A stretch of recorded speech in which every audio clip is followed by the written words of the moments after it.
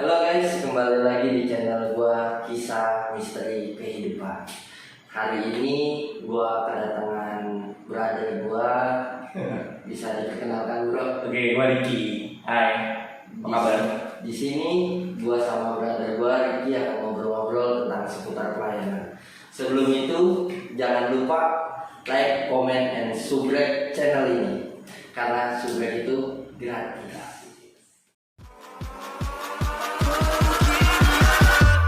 Catch 'em all.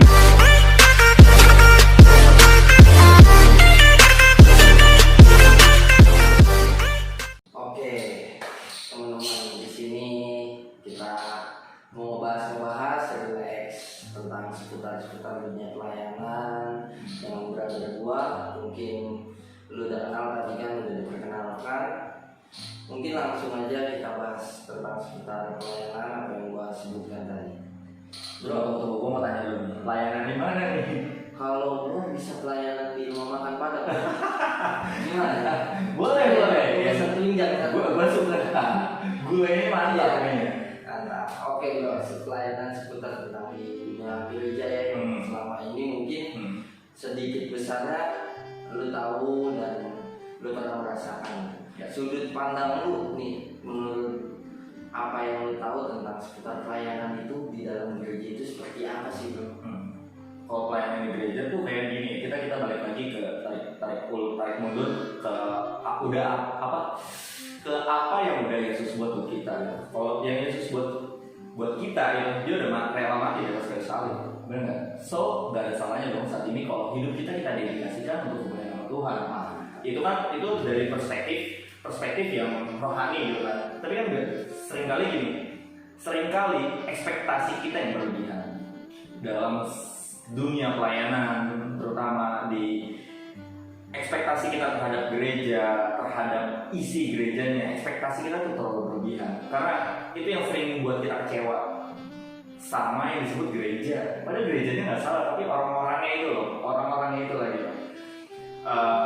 Di sini pelayanan tuh bisa dalam bentuk ya lu terjun di gereja, bisa ya segala macam di gereja lu tau lah, musik, WL, apa segala macam, sekalipun aser, pel gereja atau apapun itu pelayanan. Tapi ketika lu lakuin kerjaan lu pun dengan segenap hati lu gitu, dan semuanya seperti untuk Tuhan, itu juga pelayanan. Termasuk habisin nasi gereja ya bro? Bahkan sering juga habisin nasi gereja ya. Gue juga suka. Jangan nasinya doang yang penting, ada lauknya, jangan lupa ya. Kirim-kirim nih. Boleh, gue tunggu men. Terus kalau menurut lu kan seringkali pandangan yang terjadi di gereja itu kalau pelayanan itu terlalu sulit atau terlalu seketat apa yang dibayangkan orang-orang. Kalau sulit atau enggaknya tergantung balik lagi ke gereja masing-masing. Aturannya itu seperti apa? Kalau sulit atau enggaknya tergantung kita. Karena apa? Kita yang lakuin, kita yang ngejalanin. Ketika itu sulit di mata kita, tapi belum tentu itu sulit di mata orang lain. Jadi gini loh, level kerohanian dan kedisiplinan setiap orang tuh beda-beda. Bener gak? Ada yang cuek, ada yang bener-bener nggak bisa kayak gini, gue harus disiplin, harus bener-bener memperhatikan setiap detail aturannya gitu kan beda-beda. Jadi kita nggak bisa menyeragamkan ini sulit, ini enggak gitu. Jadi balik lagi ke orangnya. Nah makanya itu kalau kita perlunya gini loh, pentingnya gini. Kalau misalkan kita melakukan segala sesuatunya seperti untuk Tuhan, gue rasa itu nggak sulit. Berarti kembali laginya dedikasi kita pelayanan itu kembalikan semua ke Tuhan. Iya, bukan untuk karena gini, gue bukan pengen bermaksud untuk menjudge atau apapun gitu. Tapi seringkali kita nggak sadar kalau kita tuh show off. Kita pegang mic di atas mimbar, gue bicara di luar konteks kita sering firman, seenggaknya kita jadi WL atau singer atau pemusik apapun lah gitu. Seringkali kita nggak sadar kalau kita show off. Gue nggak bisa kategorikan show off itu seperti apa karena sering gini loh, ketika kita di mimbar kita nggak ngerasa itu show off. Meskipun orang lain menilai, lu show off lu, gila lu, begini. Kadang gini, kita ke gereja dengan pakaian, penampilan pun kita seringkali dianggap show off. Penampilan kita seksi nih, lu nggak boleh, lu gila aurat lu kebuka gini. Kita balik, kalau kita flashback ke belakang, Mazmur tuh ceritain kisahnya Daud tuh telanjang nyanyi. Makanya gue bersyukur gini, untung Daud gak hidup di zaman ini ya. Kalau dia hidup di zaman ini kasihan, karena pada penghakiman gitu.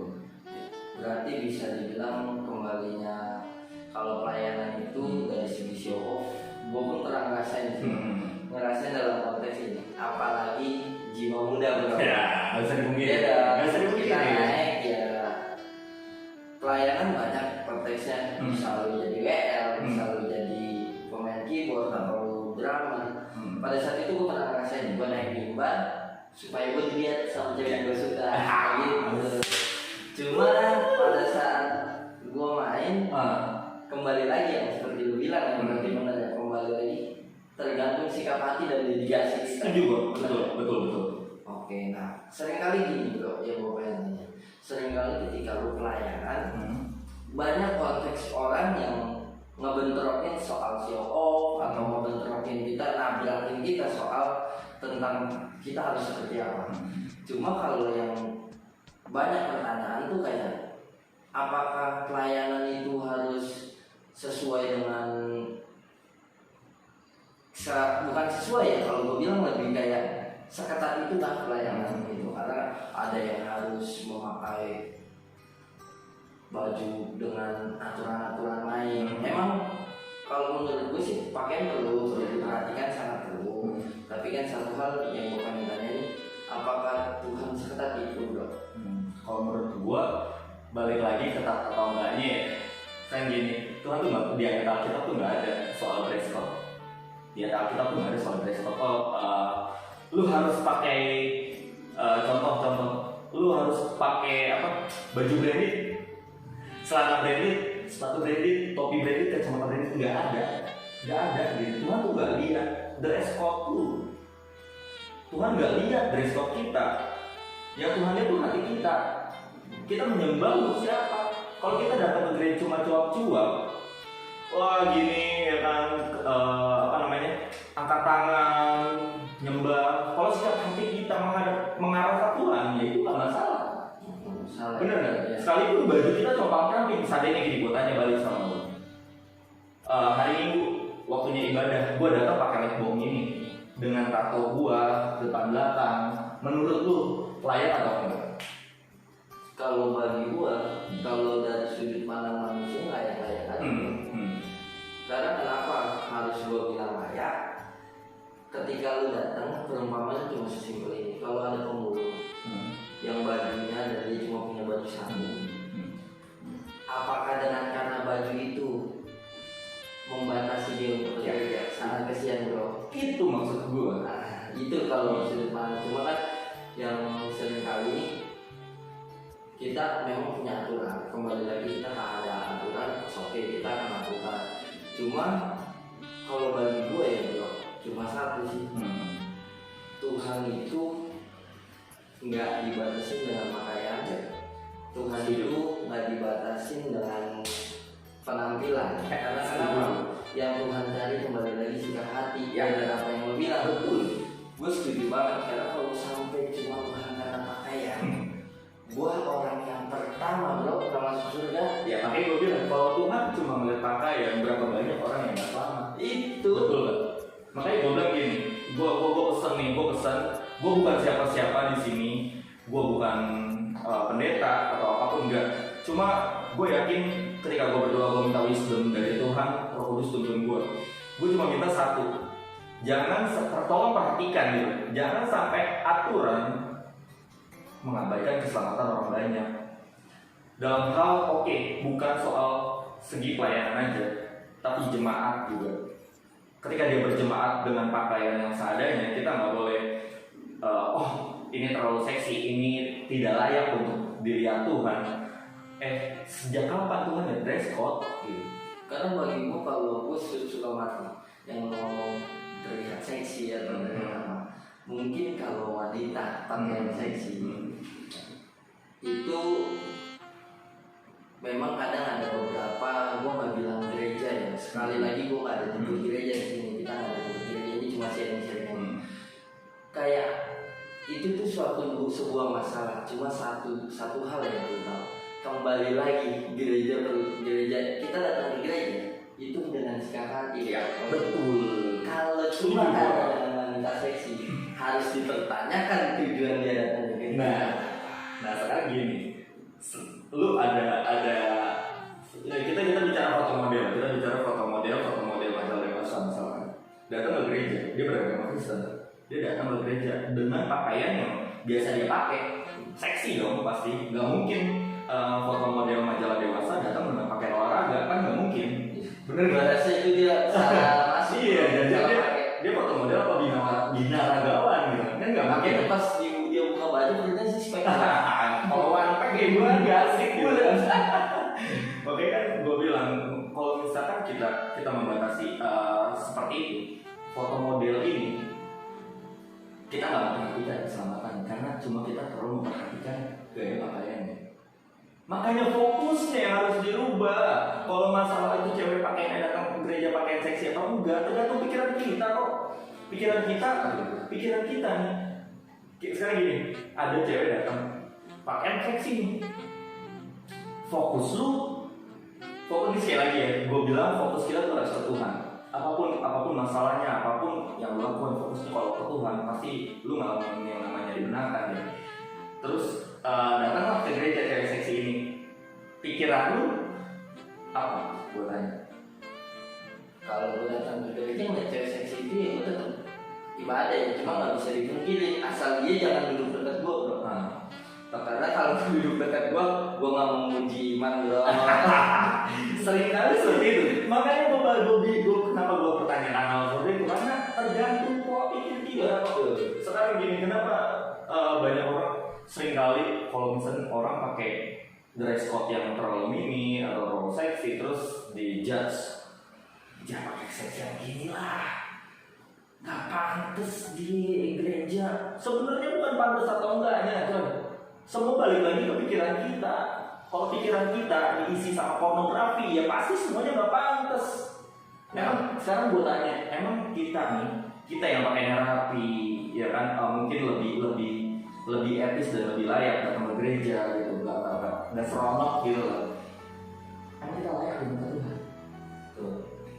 Karena gini bro, yang gua sekali lagi setuju banget kalau lu bilang penampilan itu nggak menentukan keselamatan kita.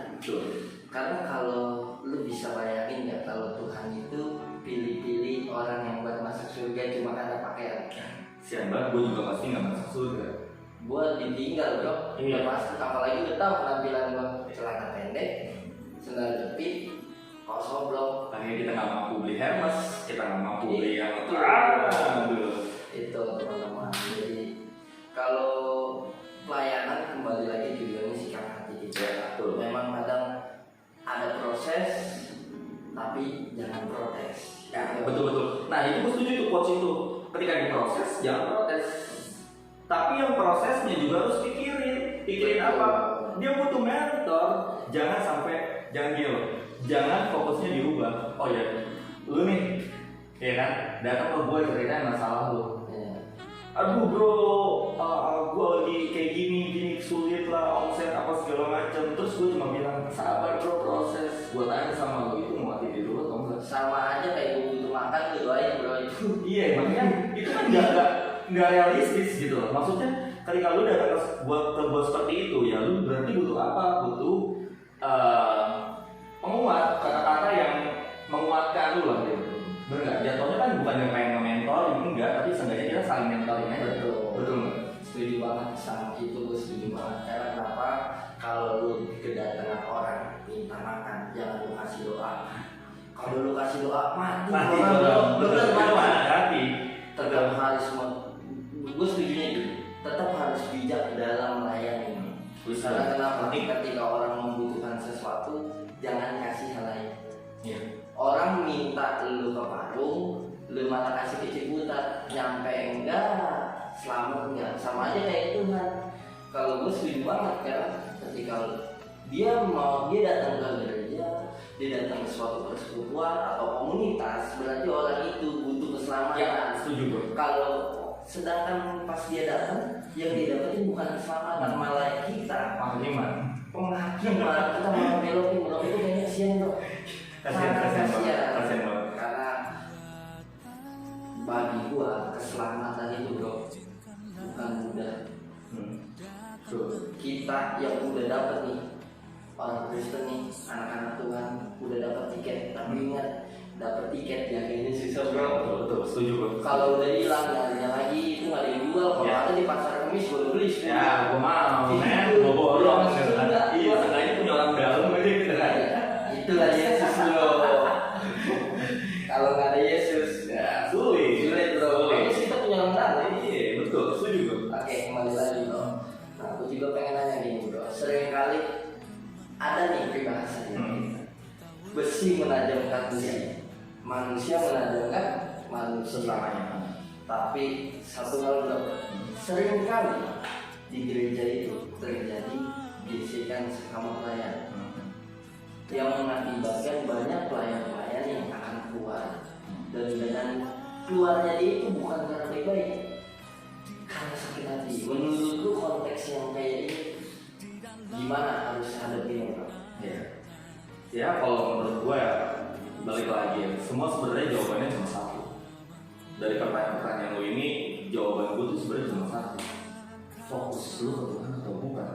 Karena gini, kalau gue pun sama, gue keluar dari gereja, gue keluar dari komunitas, gue keluar dari segala aktivitas yang berbau gereja ya, gereja kita kemarin gitu kan, gereja gue kemarin maksudnya, itu karena gue kecewa. Gue kecewa, sangat kecewa. Karena apa? Fokus gue nggak ke Tuhan. Fokus gue cuma apa?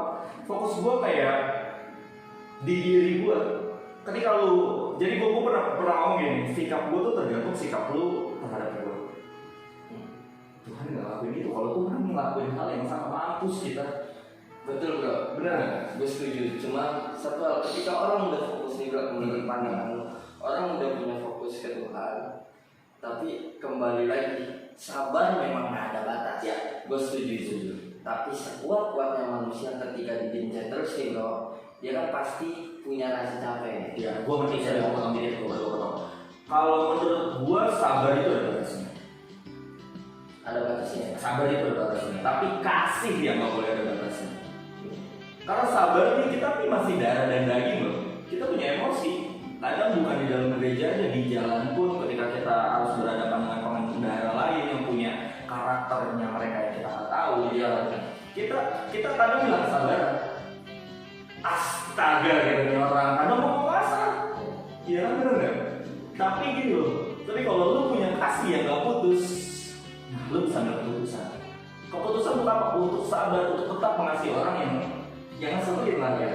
Gitu. Nah, seringkali kan yang terjadi ketika dia punya respon yang baik, orang udah bertahan sebelumnya lupa, tapi gesekan itu terus ada. Bagi gue kayak gini, pertanyaan ini tuh cuma kayak sesimpel, lu ketemu besi, lu gesek terus, lama-lama ada salah satu besi yang pasti habis. Nah, sama kayak pertanyaan ini, kalau digesek terus, kan pasti ada satu orang yang kalah. Menurut lu nih bro, kalau udah kayak gitu, orang itu salah, yang keluar itu salah, atau gimana? Yang harus orang itu lakukan itu gimana? Karena gue sendiri pun, gue gak akan kuat kalau gue harus dilebur terus menerus. Karena ya gak bisa dipungkiri, gue masih punya lagi ya. Gitu. Menurut lu gimana ceritanya? Kalau menurut gua gini, kayak seperti tadi yang lu bilang, ketika besi dihadapkan dengan besi, dia terus sama besi, pasti lama-lama ada salah satu besi yang habis. Ya. Benar nggak? Betul. Kalau menurut gua melihat dari perspektif gua gitu kan, yang dimaksud besi itu tuh daging kita, bukan semakin tajam yang keluar jari, tapi semakin habis. Karena kalau semakin tajamnya untuk apa dulu? Kalau tajamnya untuk menghakimi orang itu kan salah. Nah, yang dimaksud habisnya itu daging kita yang habis. Tapi makanya gue bikin caption apa sih ya di bio Instagram gue yang di retain gitu. Gue bilang less of me and more of God. Karena apa? Gue sedikit aja deh, tapi Tuhan yang lebih di dalam gue. Karena Karena sebenarnya gini, orang itu cabut atau enggak, semua balik lagi salah atau enggaknya. Gue nggak mau menghakimi di sini. Karena gue tahu rasanya dihakimin gak enak. Karena gue pun sama keluar ya dari gereja itu. Meskipun sesekali gue masih ibadah di situ, tapi gue sampai saat ini belum kepikiran untuk kembali melayani di gereja tersebut. Salah atau enggaknya balik lagi ke kita. Menurut kita nih, respon seperti itu salah atau enggak? Enggak kita lihat, benar nggak? Tapi gini loh, ini yang agak unik sih menurut gue. Kita datang ke Tuhan seharusnya datang dengan apa adanya, bukan dituntut ada apanya. Ini yang seringkali salah konteksnya yang gue nggak setuju. Karena nobody's perfect in the world gitu. Gak ada yang sempurna di dunia ini. Semua kita sekeren-keren apapun tuh orang, seputih apapun tuh orang pasti ada lecetnya. Pasti nggak bener. Kalau ketemu cewek cakep, kakinya udah bekas kenal. Kayaknya gue kenal ceweknya. Jangan disebut nama deh. Jangan. Bisa jadi terang dunia. Jangan branding kan nggak ada endorse. Makanya gitu. Kalau misalkan gini, Tuhan, kalau gue baru belajar sih ya. Jujur gue kemarin beberapa kali ngalamin kekalahan, tapi gue sekarang gue lagi belajar keras teman-teman. Gue lagi belajar keras untuk apa? Memberi diri gue untuk dituntun oleh Roh Kudus. Karena gue beberapa kali kalah di dalam hal yang sama, di emosional, gue temperamental. Gue terkenal sangat, ya bisa banyak mungkin ada yang bilang pembangkang. Tapi gue gak peduli sama masa lalu gue, karena Tuhan tetap lihat gue dari masa depan gue. Tuhan akan selamatkan gue karena apa? Masa depan gue tuh penuh harapan. Setuju. Bener nggak? Setuju banget. Ya, masa depan kita tuh penuh harapan.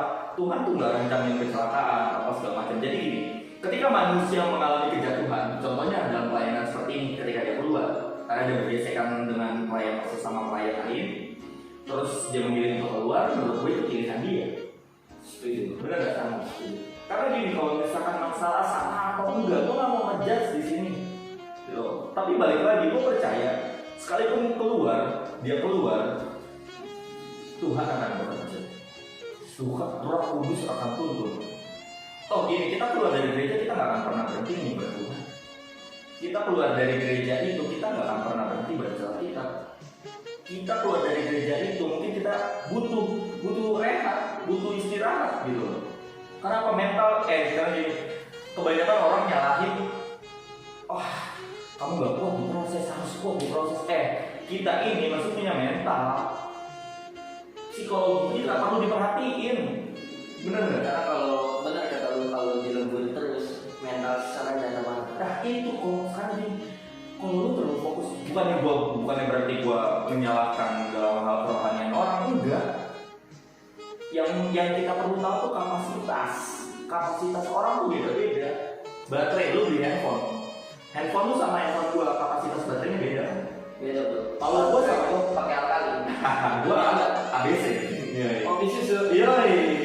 Seduh lah. Musim ngopi bro. Iya. Terus ya makanya gua bilang kapasitas tiap orang tuh beda-beda. Prosesnya nggak bisa disamain. Betul. Bener nggak? Kalau misalkan si A, dia kuat udah sampai step 10. Si B cuma kuat sampai step 5. Si C kira-kira sampai step berapa? Sampai step 1 misalkan. Terus si B ngejar si C, si A ngejar si C. Yang nguatin siapa? Tuhan pakai orang untuk nguatin sesamanya. Ya gue nggak menutup kemungkinan kalau Tuhan ngomong langsung. Tapi seringkali gitu loh, kita tuh butuh circle. Kayak gue nih, gue hampir setahun ya berhenti pelayanan, dan gue ngerasa hilang arah. Sempat hidup gue juga sampai sekarang masih belum sempurna, nggak akan sempurna mungkin, karena sempurna cuma milik Tuhan kan. Dan ya inilah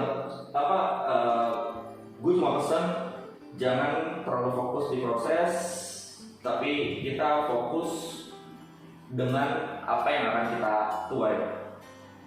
Mantap, gue setuju banget. Karena kenapa penilaian itu ada di era sekarang? Karena gue nambahin dikit kayak cuma jangan fokus lu cuma tentang perbaikan pelayanan. Bagi gue setuju banget. Karena kenapa? ketika orang ditekan untuk perbaikan pelayanan tapi kita lupa akan jiwa-jiwa, itu lebih dosa banget sih. Dosa banget sih. Karena bro, lu kayak ngebiarin orang mati tapi depan mata lu. Iya. Itu sih. Nah itu sih.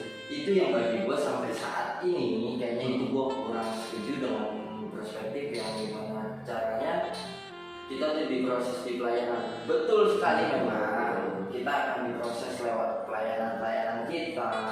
Tapi yang perlu kita ingat fokus kita bukan karena prosesnya doang. Kalau gua kayak contoh simpelnya ini, gua nggak akan ngebiarin depan mata gua ngeliat orang tua gua mati secara Iya. Dari rela. tadi kayak gua harus berjuang bro. Iya, betul. Gimana caranya orang tua gua ke rumah sakit, gimana caranya dia harus tetap hidup. Iya.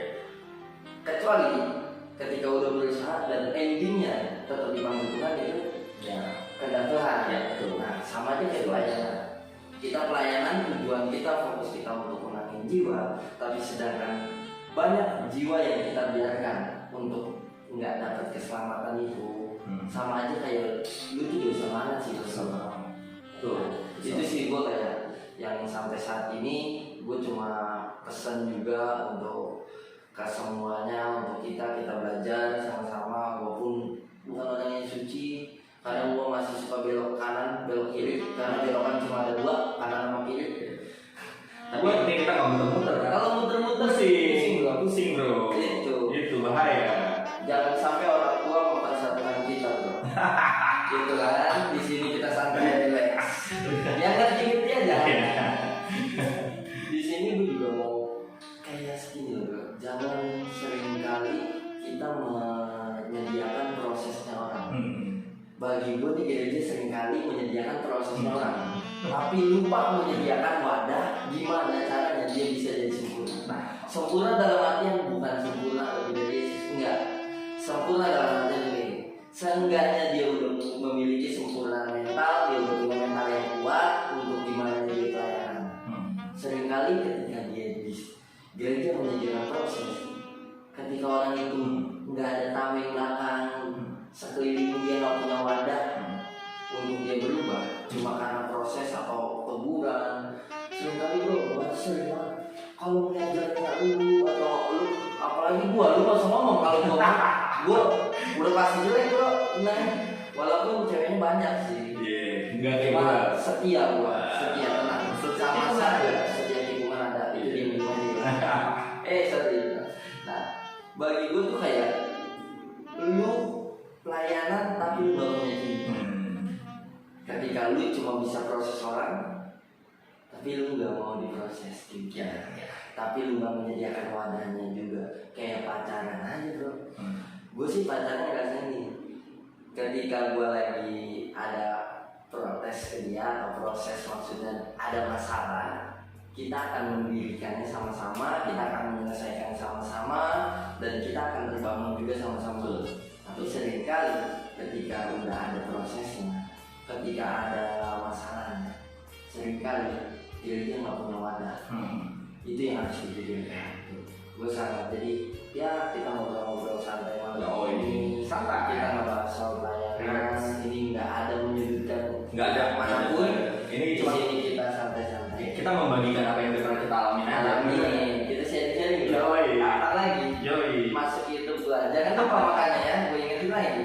Di like kalau nggak di subscribe, di share aja. Ya, boleh. Kalau ini bisa memberkati kalian nih teman-teman di rumah di masa new normal ini, di masa ya di rumah aja gitu kan, ya kita sangat bersyukur, benar nggak? Iya. Jangan lupa tapi nonton video ini. Pasti. Oke, ya itu aja yang bisa kita bagikan. Kesimpulan dari hari ini apa yang kita. Satu lagi ada yang mau gue baca gue. Oh boleh banget. Oke, gue baca dulu nih ya. Dari Roma 12 ayat 11. Janganlah hendaknya kerajinanmu kendor. Biarlah rohmu menyala-nyala dan layanilah Tuhan. Jadi buat teman-teman yang akhir-akhir ini lagi lemah, coba deh baca ayat ini. Tuhan yang minta kita.